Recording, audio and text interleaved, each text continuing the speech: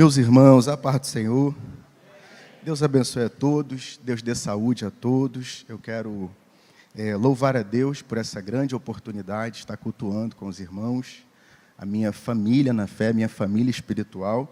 Quero externar a minha gratidão por todo o cuidado que eu tenho recebido aqui, eu e a minha família, eu e a minha esposa temos sido muito bem recebidos, que Deus venha recompensar, tá? Em nome de Jesus, esta igreja. Deus abençoe os pastores dessa casa, Deus abençoe as famílias pastorais e Deus te dê saúde, amém?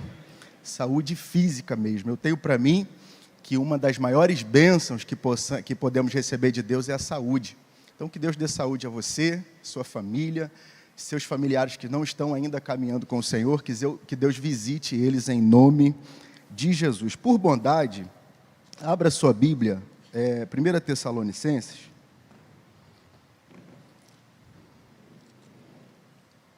Miguel, meu amigo, Deus te abençoe, tá? Miguel é um companheiro. Tá cheio de cabelo no monte, cheio de cabelo de mato, estava no monte, vive no monte, pastor. Jesus. 1 Tessalonicenses, capítulo de número 5, versículo de número 11.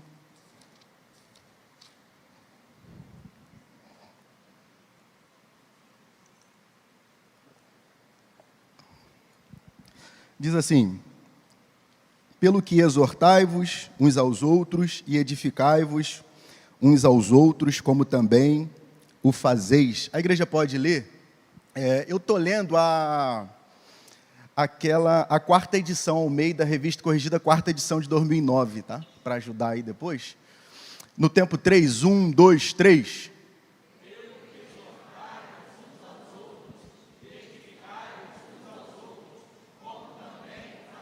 Mais uma vez, 1, 2, 3.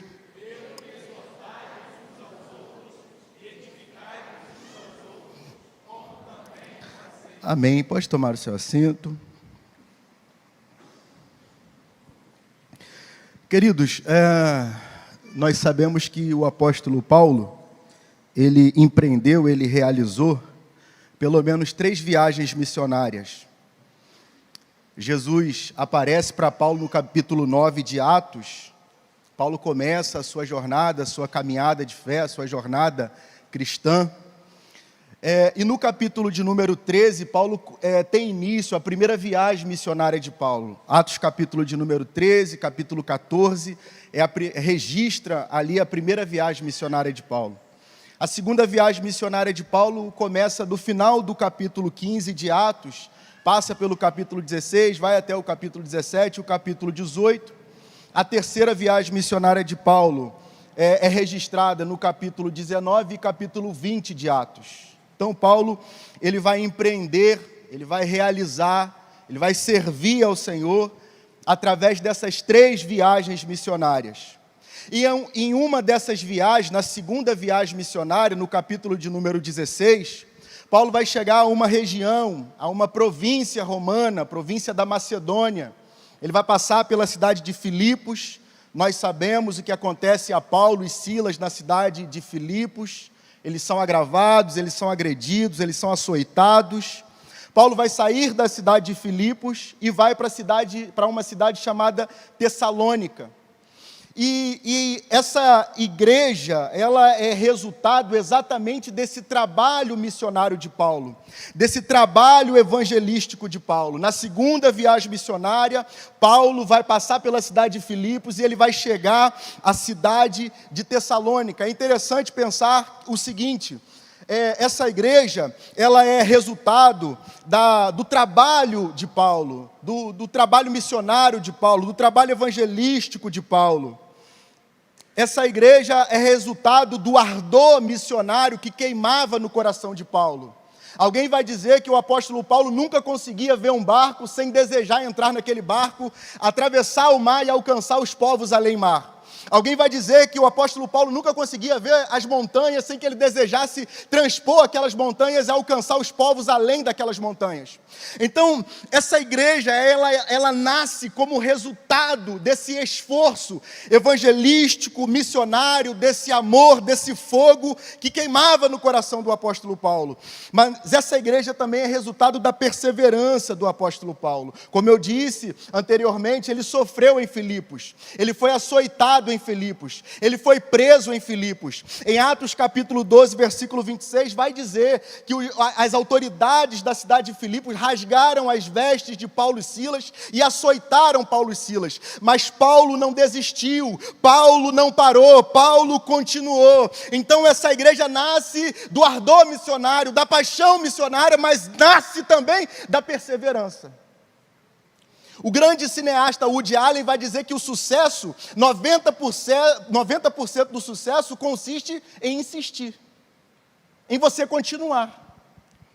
E Paulo nos ensina esse aspecto da jornada cristã, e aliás, não somente da jornada cristã, mas da vida secular, da vida do lado de fora das portas da igreja. A necessidade de sermos pessoas que não desistem no primeiro desafio, no primeiro problema, no primeiro embate.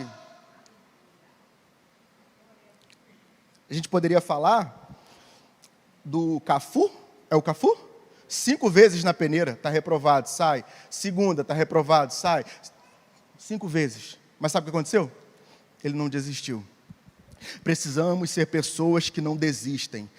A gente precisa identificar essa característica no apóstolo Paulo. Por que esse homem obteve sucesso no seu ministério, no seu apostolado? Porque ele era uma pessoa que não desistia, porque ele era uma pessoa que tinha coragem. Essa igreja é resultado da coragem de Paulo, essa igreja é resultado da convicção do apóstolo, mesmo depois de ter sofrido em Filipos.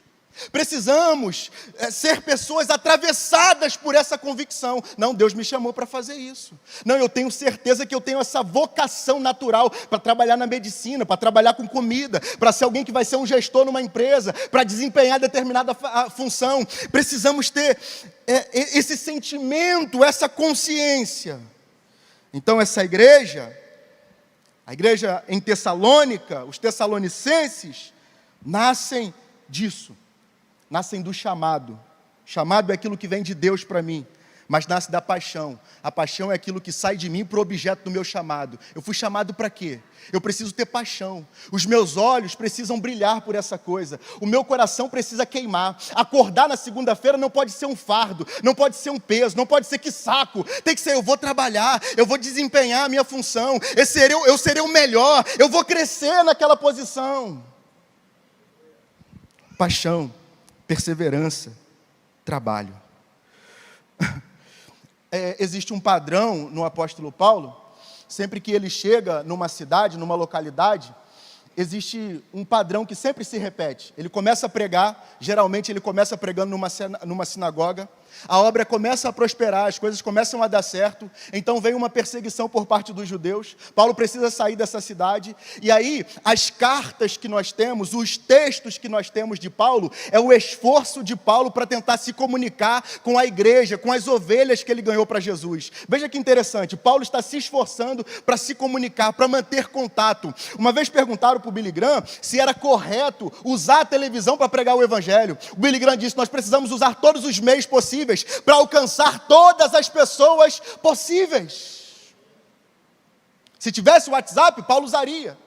Se tivesse e-mail, Paulo usaria. Paulo está escrevendo. E como esses textos abençoam a igreja hoje, e como esses textos dão contorno, embasam, fundamentam a doutrina, a teologia, aquilo que cremos, aquilo que vivemos como igreja.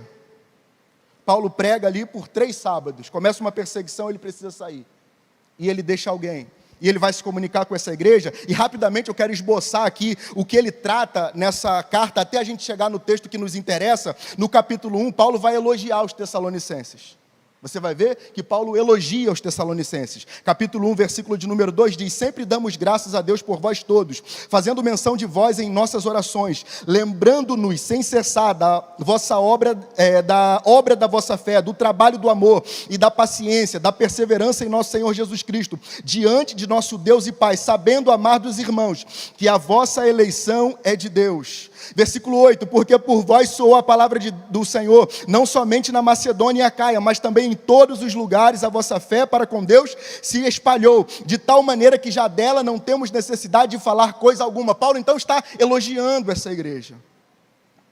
Essa igreja é uma igreja que arranca elogios de Paulo. E aqui há um ensinamento para nós.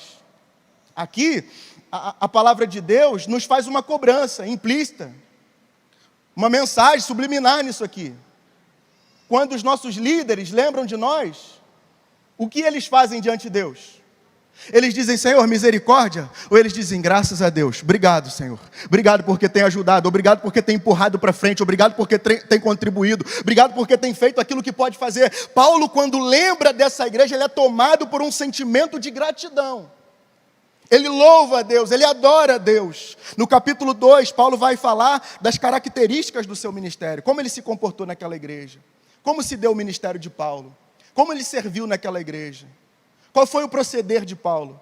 E aí tem algo muito interessante, se você quiser acompanhar na sua Bíblia, acompanhe comigo, capítulo de número 2, versículo 1 diz, porque vós mesmos, irmãos, bem sabeis que a nossa entrada para convosco não foi vã, mas havendo primeiro padecido e sido agravados em Filipos, como sabeis, tornamo-nos ousados em nosso Deus para vos falar o Evangelho de Deus com grande combate.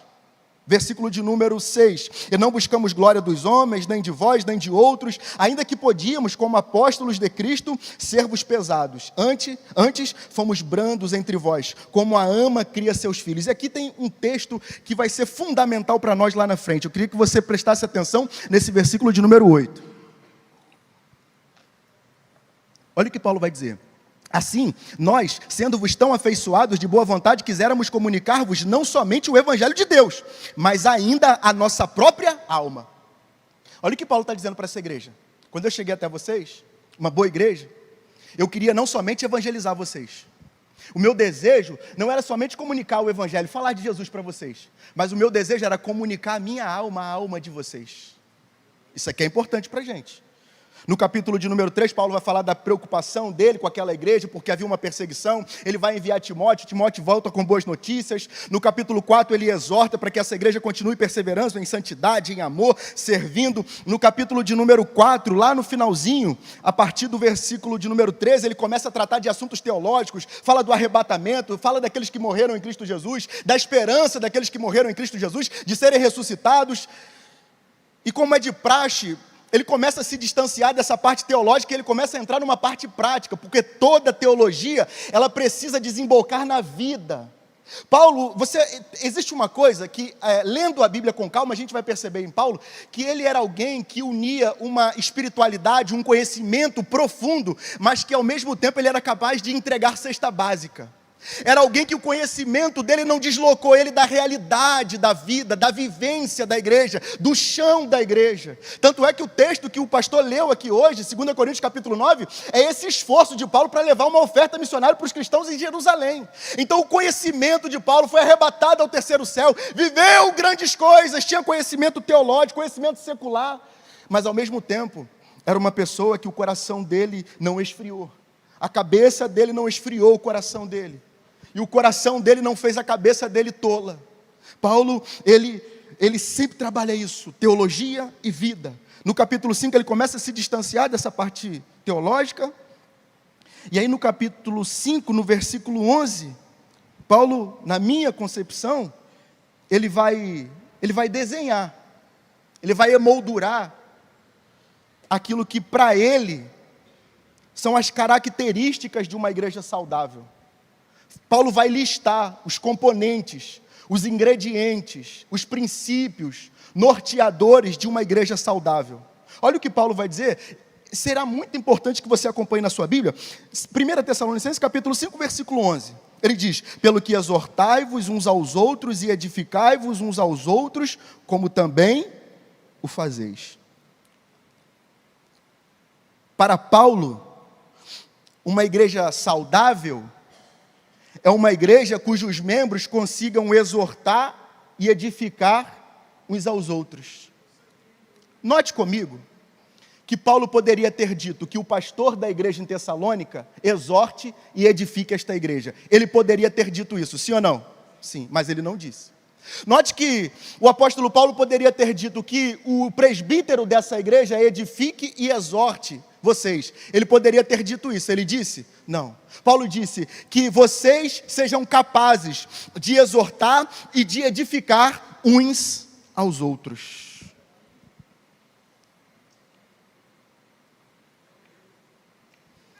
Falando assim, parece que não faz muito sentido, ou não tem uma profundidade muito grande, ou uma validade, uma aplicabilidade para a gente, porque a gente olha para essas duas palavras, exortar e edificar, e afinal de contas a gente pergunta, tá bom, o que é isso? Por trás do texto na língua portuguesa, nós temos o texto na língua grega, que é muito mais rico, muitas vezes, do que o texto na língua portuguesa. Por exemplo, a gente fala que, assim, ó, eu amo chocolate, sim ou não? Eu amo chocolate. Eu amo jiló, alguém aqui gosta de jiló? Eu gosto de jiló, eu amo. A Marli faz um jiló, ela não come, mas ela faz o melhor jiló do mundo. E ao mesmo tempo a gente diz assim, eu amo a minha esposa. E ao mesmo tempo a gente diz assim, eu amo a Deus. Só que no grego não é assim. Eu não uso a mesma palavra para coisas diferentes. Quando eu digo eu amo a Deus, eu uso ágape. Quando eu vou amar familiares, afeição familiar, estorge. Quando é o amor de amigos, filéu ou filos. Quando é o amor entre homem e mulher, eros. Então o grego, ele tem uma profundidade maior. Quando Paulo diz assim, ó, para que os cristãos, os irmãos, a igreja exortasse e edificasse, quando ele usa o termo exortar, no grego é paracaléu. De onde nós derivamos a pregação do profeta, Paracleses. De onde nós derivamos o Consolador, Paracletos. De onde nós derivamos a doutrina, Paracletologia. Paulo vai usar esse termo, paracaléu, que no original, no grego, significa chamar para o lado. Significa encorajar, significa fortalecer, significa animar e consolar. Já fez sentido? Não, já fez sentido. Quando Paulo, eu me animei aqui, quando Paulo diz assim, ó, que vocês exortem uns aos outros, ele estava dizendo que vocês chamem cada um para o lado, que vocês encorajem, que vocês fortaleçam, que vocês animem, que vocês consolem. Agora, por favor, imagine uma igreja, onde cada um diga assim, vem para cá, vem para cá. Resultado? Ninguém fica solto. Ninguém fica solto. Cada criança chamando a outra, vem para perto de mim, senta do meu lado, vamos, eu estou contigo. Cada adolescente chamando o outro para o lado, cada jovem chamando o outro, cada irmã chamando uma irmã, cada homem chamando um homem, cada obreiro chamando outro obreiro. Paulo está dizendo que vocês vivam isso, o quê? Chame para o lado.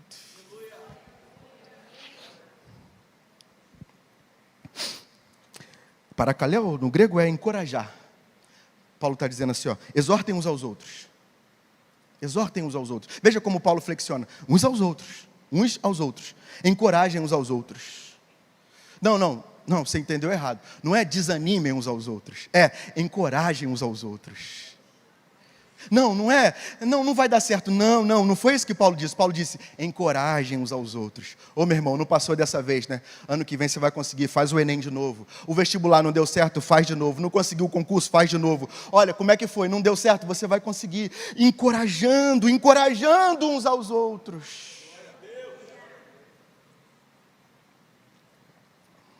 Me ajuda aí, gente, me encoraja. Eu estou pregando isso e vocês não estão... Obrigado, pastor. Uma dificuldade terrível, os pastores aqui, o Miguel ali. Estou aqui suando aí. Minha esposa falou, prega bem hoje, hein? Olha a pressão, Daniel. Eu era adolescente. O pastor Paulo César Correia, de Marinha, me chamou para ter uma oportunidade. E eu igual um pastorzinho, né? Porque na bleia, né, tradicional, é pastorzinho, né? Você vem todo aquele terno, né? Aquela calça bege, que a Isabela fala até hoje para a Marli assim, mãe, o que a senhora viu no meu pai? Eu falei assim, eu era homem de Deus. Aí eu dei essa oportunidade para ela. E quando eu me dirigi até o altar, alguém estava na igreja, na nave da igreja, sentado nos bancos, olhou para mim e fez assim, ó, dava para ouvir do altar. Aquilo me desconstruiu totalmente. Sabe o que Paulo está dizendo? Não faça isso. Encorajem. Aleluia, encorajem, porque quando nós encorajamos os outros, nós nos parecemos com uma pessoa querida, especial, o Espírito Santo, porque Ele é esse agente encorajador, consolador, que empurra a gente para frente, que ajuda a gente no dia a dia. Quando você encoraja alguém, você se parece com Deus. Paulo está dizendo no Paracaléu, fortaleçam uns aos outros. Animem uns aos outros, consolem uns aos outros. Paulo também vai usar o termo edificar. Edificar no grego é oikodômio, é construir, reconstruir, restaurar, promover crescimento em sabedoria, santidade, piedade e graça. Olha isso aqui. Quando Paulo diz, edifiquem uns aos outros, o termo que ele está dizendo é construam uns aos outros. A nossa responsabilidade de sermos construtores da espiritualidade, da fé, da jornada cristã, dessa pessoa que senta comigo todos os dias, para cultuar todos os dias de culto. Eu preciso construir essa pessoa. Como? Através da intercessão, da oração, através da palavra, mas também, sobretudo, às vezes, através de um café, através de um almoço, através de uma conversa, através de uma mensagem no WhatsApp.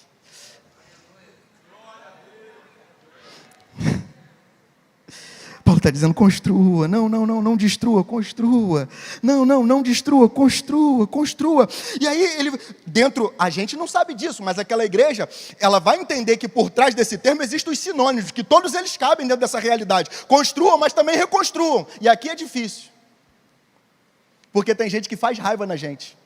O camarada estava aqui na igreja com você, ele sai, chuta, não é o pau da barraca não, é a barraca inteira, você passa, ele está lá na praça, ele volta para Jesus. Daqui a um mês ele está profetizando, cantando e ainda está entregando profecia para você. Paulo está dizendo, não fica com inveja não fica com raiva não, reconstrua. Sabe qual é o nosso problema? É que a gente lê a parábola do filho pródigo sempre pensando o seguinte, que nós somos o filho pródigo. Não. A parábola do filho pródigo ela é contada para dizer que nós somos o irmão mais velho. Quem é o irmão mais velho? O irmão mais velho é aquele que fica ofendido e ferido porque aquele voltou e o pai festejou. Paulo está dizendo, não faça isso. Quando alguém voltar, quando alguém estiver quebrado, quando alguém estiver desanimado, quando alguém vier com aquelas roupas esquisitas, daquele jeito estranho, sabe, está estranho, sentou lá naquela parte escura da igreja, nem dá para ver, ele está esquisito. Paulo está dizendo, não deixa ele de lado não, primeiro, vai lá naquele termo paracaléu, chama para o lado, e segundo, reconstrói ele.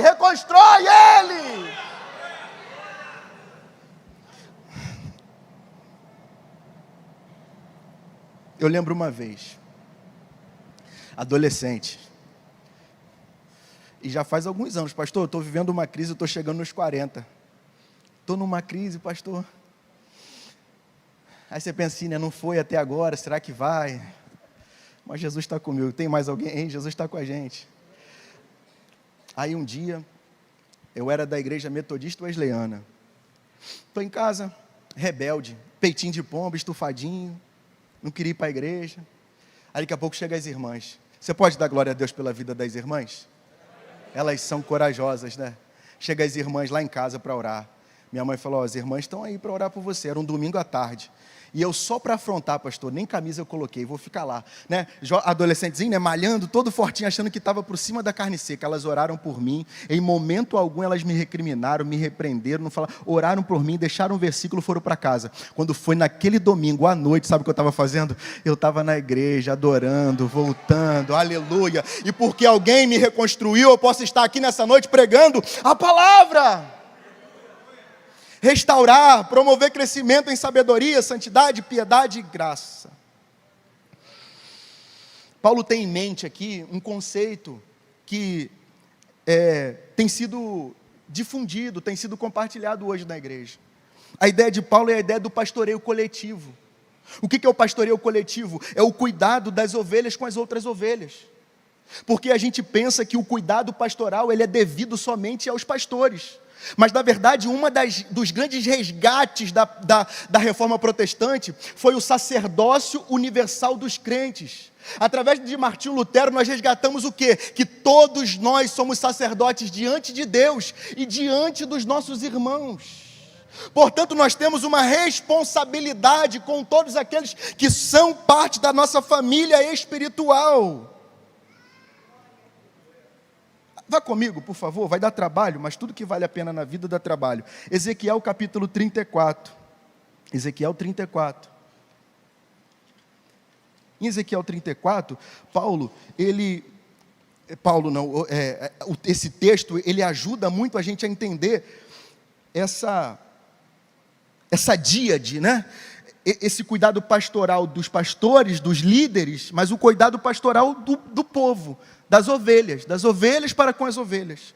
No Ezequiel 34, depois você pode estudar na sua casa, do versículo 1 até o versículo de número 16, o profeta Ezequiel, usado por Deus, ele vai repreender as autoridades religiosas de Israel naquele momento do cativeiro. Lembre-se que Ezequiel está no cativeiro da Babilônia. E ele vai repreender, ele vai ser duro, ele vai dizer, Ezequiel capítulo de número 34, versículo 2. Filho do homem, profetiza contra os pastores de Israel, profetiza e diz aos pastores, assim diz o Senhor Jeová, ai dos pastores de Israel que se apacentam a si mesmos, não apacentarão os pastores as ovelhas, comem a gordura e vos vestis da lã e degolais o cevado, mas não apacentais as ovelhas, e ele vai repreender os líderes. Quem eram os líderes? Profetas, sacerdotes, levitas, juízes, toda aquela aristocracia religiosa, espiritual que cuidava, que liderava o povo. E o povo está rindo. Porque afinal de contas, Ezequiel está chamando a atenção de quem? Dos líderes. Eles estão rindo. Olha lá. É mesmo, é isso mesmo. Só que Deus muda a chave. E a partir do versículo 17, o profeta Ezequiel começa a olhar em direção às pessoas, ao povo, aos liderados. E ele vai dizer assim, e quanto a vós, Ezequiel 34, 17, e quanto a vós, ovelhas minhas, assim diz o Senhor, eis que eu julgarei entre gado pequeno e gado pequeno, entre carneiros e bodes. Acaso não vos basta pastar o bom pasto, senão que pisais o resto de vossos pastos a vossos pés, e beber as profundas águas, senão que enlamieis o resto com os vossos pés? E quanto às minhas ovelhas, elas pastam o que foi pisado com os vossos pés, e bebem o que tem sido turvado com os vossos pés. Por isso o Senhor Jeová assim lhes diz, eis que eu mesmo julgarei entre gado gordo e gado magro, visto que com o lado e com o ombro dais empurrões e com as vossas pontas escorneais todas as fracas até que as espalheis para fora. Olha que interessante. Sabe o que Ezequiel está dizendo? Que o problema não era apenas os líderes, mas as próprias ovelhas. As ovelhas fortes davam de lado nas ovelhas fracas. As ovelhas fortes maltratavam as ovelhas fracas. Sabe o que a gente aprende? E aqui você pensa assim, rapaz, esse cara veio aqui para falar isso aqui na igreja. Não é só uma mensagem que eu tenho pregado há pelo menos 5 anos. Que uma igreja às vezes não dá certo, não porque falta bons líderes, mas porque falta bons irmãos. Não é essa a terminologia que nós usamos para tratar uns aos outros? Irmãos, não é? Mas já parou para pensar que o uso desse termo acaba esvaziando o significado dele? Que nós somos o quê? Irmãos. No grego a palavra irmãos é adelphos. Irmão pela paternidade, irmão pela filiação, mas irmão pela afeição. Irmão pelo companheirismo, irmão pela fidelidade, irmão pela fraternidade, pela amizade.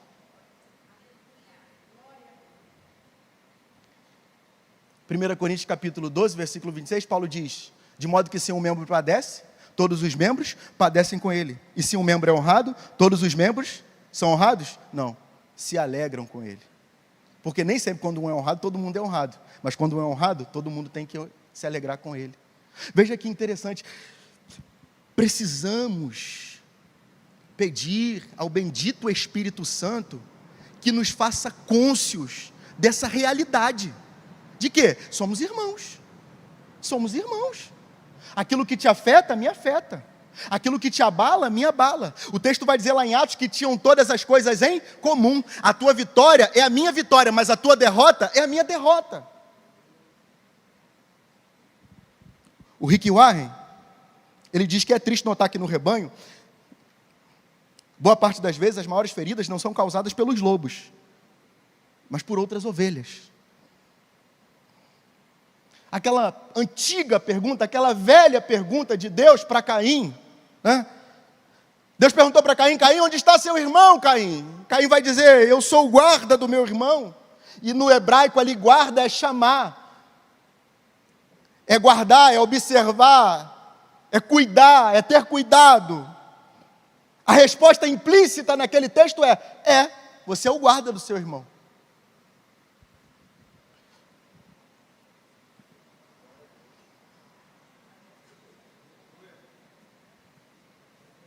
Vamos pensar, né?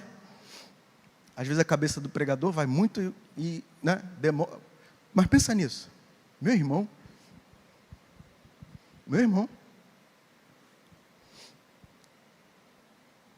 Quantas contas de luz estão atrasadas? Faz as contas. Quanto tempo desempregado? Os auxílios já foram. Você conta aí, 5 parcelas? Você já sabe que acabou. 3 anos, aquele mesmo vestido é o de domingo. Aquele é o de domingo. 3 anos. Não sei você, mas teve épocas na minha vida que para orar eu tinha que dobrar o pé para coisa, porque estava furado. Entrava água, molhava, um constrangimento terrível.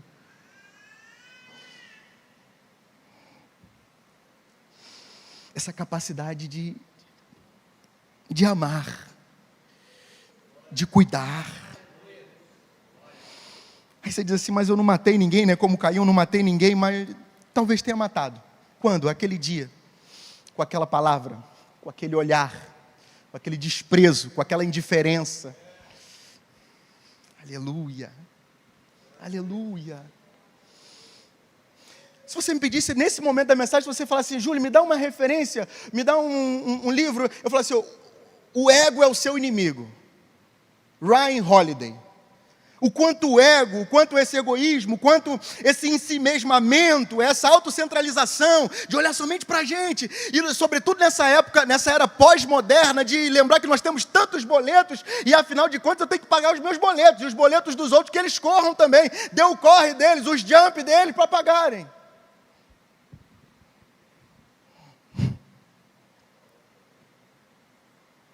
Você pode, eu não fiz isso ainda, então eu tenho crédito. Olhe para esse irmão que está do seu lado e diz assim: conta comigo. Ah, aleluia. Conta comigo isso, conta comigo. Eu tenho que correr, já estou acabando. No versículo de número 12, e você pode acompanhar aí, versículo de número 12, Paulo vai dizer assim, rogamos-vos, irmãos, que reconheçais os que trabalham entre vós, reconheçais os que trabalham entre vós e que presidem sobre vós no Senhor e vos admoestam. Veja que Paulo vai usar esse termo, rogamos, porque é difícil. Rogar aqui no grego é suplicar, é implorar, é uma insistência. Paulo está falando aqui nesse versículo 12 sobre o que os líderes fazem. Veja que nós estamos emoldurando, nós estamos listando aqui, nós estamos pintando essa paleta de cores que vai formar uma igreja saudável para Paulo. Ele vai dizer, ele falou do povo e agora ele vai falar dos líderes. O que os líderes fazem? Ele vai dizer que os líderes trabalham. No grego aqui é trabalhar até ficar cansado, exausto, exaurido, fadigado, esgotado. Você sabia que na igreja existem pessoas que trabalham nesse nível? Não são todas as pessoas, mas existem pessoas que trabalham nesse nível. Que nível? Trabalhar até ficar cansado. Pessoas que trabalham até a exaustão, até ficar exaurido, fadigado, esgotado. Paulo vai dizer, elas trabalham, elas presidem. Presidir aqui, no grego, é liderar, é ser protetor, ser um guardião, ajudar, cuidar, dar atenção. Olha a amplitude disso que Paulo trabalha. Na igreja, na ADEC, nas igrejas, existem pessoas que trabalham muito.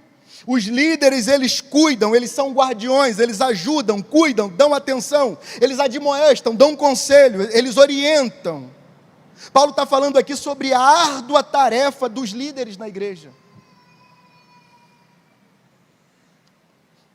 Você conhece alguém nesta igreja que trabalha muito? Esse líder que cuida, que ajuda, que dá atenção, que dá conselho.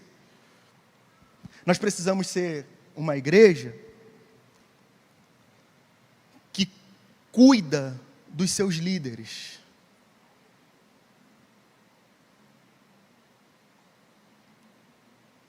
Aí, eu lembro o seguinte, veja o quanto o líder trabalha ele cuida, ele é um guardião, ele se expõe. Eu lembro de Números capítulo 20. Números capítulo 20, a irmã de Moisés morreu, Miriam morreu. Miriam está morta.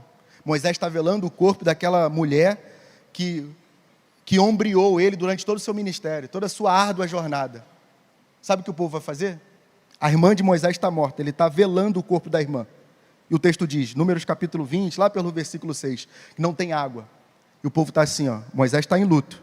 E o povo está assim, ó, Senhor, não tem água. Moisés, não tem água, acabou a água, Moisés. Cadê a água, Moisés? E Moisés está em quê, gente? Em luto. Está sepultando a irmã. E o povo está, Moisés, cadê a água? E é aqui, é exatamente aqui, que Moisés, já no transbordar do copo, no transbordar do cálice, no extravasar de um acúmulo de pressão e de emoções que ele vem carregando desde o dia que Deus revelou a ele, lá naquele monte, ele vem carregando isso, e Deus vai dizer, Moisés toca na rocha, e Moisés enfurecido vai ferir a rocha.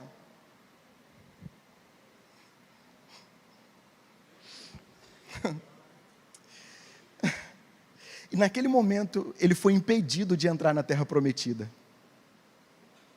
Nós precisamos ser uma igreja que não adoece os seus líderes, mas que cura os seus líderes. Aleluia, que é bálsamo para os seus líderes. E Moisés, ele vai reconhecer isso em Deuteronômio capítulo 3, versículo 26, ele chateado, ele dizendo ainda, 40 anos depois, Senhor, deixa eu entrar. Deus, não deixa eu entrar. E Deus diz assim, ó, não toca mais nesse assunto. E em Deuteronômio capítulo 3, versículo 26, ele vai dizer para o povo, vai dizer, eu não entrei por causa de vocês. O povo adoeceu Moisés. Não adoeça o seu líder. Não adoeça o seu líder. Seja uma plataforma para o bem-sucedido executar da liderança do seu líder. Seja, aleluia, seja alguém que empurra para frente, seja alguém que manda uma mensagem, meu líder, eu estou contigo, como é que está as coisas, está precisando de alguma coisa? Aleluia, aleluia, Moisés está carregando, já viu aquele bloco de granito? É alguém que está carregando um bloco de granito com um monte de gente empurrando para trás, aleluia, o Espírito de Deus diz, não puxe para trás, empurre. Ainda no versículo 2 ele vai dizer, ó, reconheçais, tenham apreço, estimem, tenho os líderes, os que trabalham em grande estima e amor. Paulo reforça a ideia do versículo 12, no versículo 13, acrescentando o ágape, amar, que é amar e demonstrar o amor. Eu lembro que, minhas histórias, né? Aqui eu encerro. Eu congregava numa igreja e tinha um casal muito abençoado, muito. Pensa num casal abençoado, era mais abençoado ainda. Aquele casal que estava em tudo, eles lavavam banheiro, eles cuidavam do som, eles ornamentavam a igreja, eles abriam a igreja, eles fechavam a igreja, eles faziam tudo. E aquilo me constrangia, eu via aquilo, porque tem uma coisa que a gente precisa reconhecer, é assim, rapaz, esse cara é melhor do que eu, hein? Esse cara é mais crente do que eu. Aquele ali é um termômetro para mim, é o meu alvo, é o meu objetivo, é o meu gabarito, eu quero ser igual a ele, porque eu preciso reconhecer o meu lugar.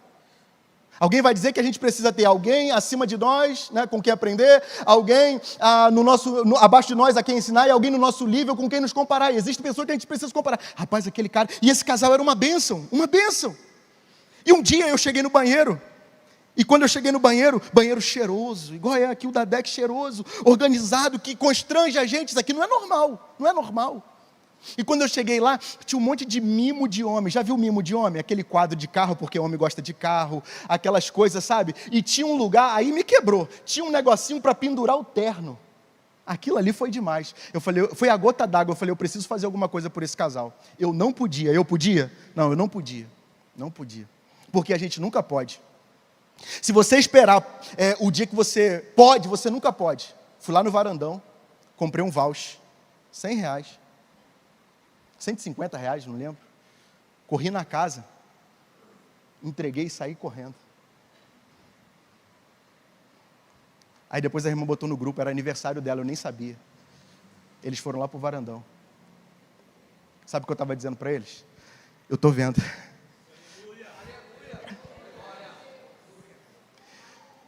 Não prega, não tem glamour, não são um casal do altar, são um casal que está sabe, orbitando, são satélites, mas que são tão importantes quanto todas as outras áreas. Eu estou dizendo para vocês, obrigado. Quando eu chego naquele banheiro, quando você organiza o som, quando você abre a igreja, quando você fecha a igreja, quando dá aquele problema, cadê a chave? Subiu a chave, eu pego a chave, está a chave aqui. Você chega do trabalho, está lá, eu estou dizendo para ele assim, ó, continua. Aleluia, aleluia. Paulo está dizendo aqui, ó, que vocês reconheçam, tenham apreço, amem, demonstrem esse amor.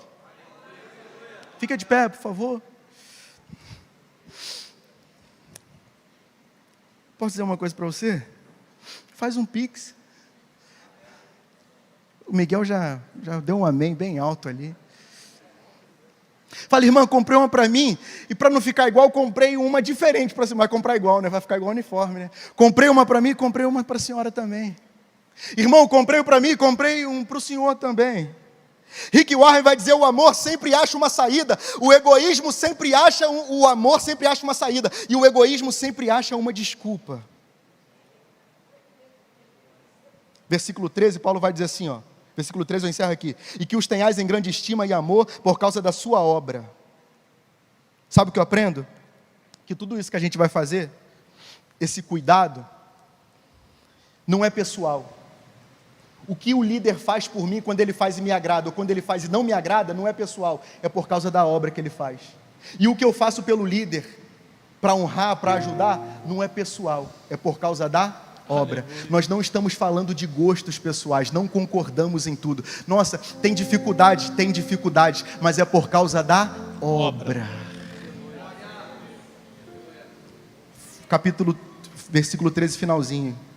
Ele vai dizer assim, ó, tende paz entre vós. Vou pegar o meu tablet aqui, o pastor já subiu, ele vai brigar comigo. Ó, tende paz entre vós é uma pérola. Tende paz entre vós, na versão viva é proibido desavenças entre vocês, versão viva. Na NVT, que é uma boa versão, recomendo você ler ela, diz assim, ó, vivam em paz uns com os outros.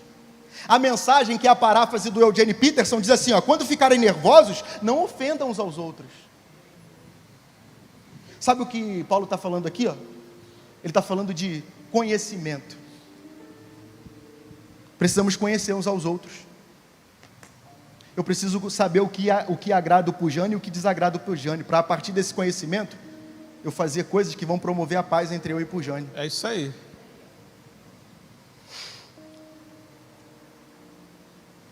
Toda igreja tem alguém que tem lugar cativo, não é? Eu congreguei numa igreja que tinha uma senhorinha que ela sempre sentava na terceira fileira, na cadeira do canto. Era o lugar dela, membra fundadora. E tinha gente que chegava lá e queria sentar no lugar dela. Sabe o que ela fazia? Ela chegava lá e ficava assim. É o meu lugar. Quando eu cheguei aqui na DEC, tinha um cantinho ali que tinha uma madeira ali. Aquele ali era o meu lugar. A minha esposa reclamava, Júlia, eu vou cair aqui, mas esse é o meu lugar. Gostei daqui, vou ficar aqui. Tinha gente que chegava e sentava no lugar dela. O que é isso? Para quê? Tende paz entre vós. Senhor, muito obrigado pela tua palavra, Deus. Nos ajuda a viver a tua palavra, nos ajuda a amar uns aos outros, nos ajuda a cuidar uns dos outros, nos ajuda a ser sensíveis uns com os outros, nos ajuda a sermos plataformas que vão promover uns aos outros, nos ajuda a sermos intercessores da vida, do ministério, da família, do casamento uns dos outros, que toda barreira, toda indiferença, toda inimizade, toda semente do maligno seja, ó Deus, destruída, queimada pelo teu fogo, e que o teu Espírito promova, Deus, a união, a comunhão, a koinonia, e a partir disso o Senhor venha ordenar a tua bênção em nome de Jesus, amém.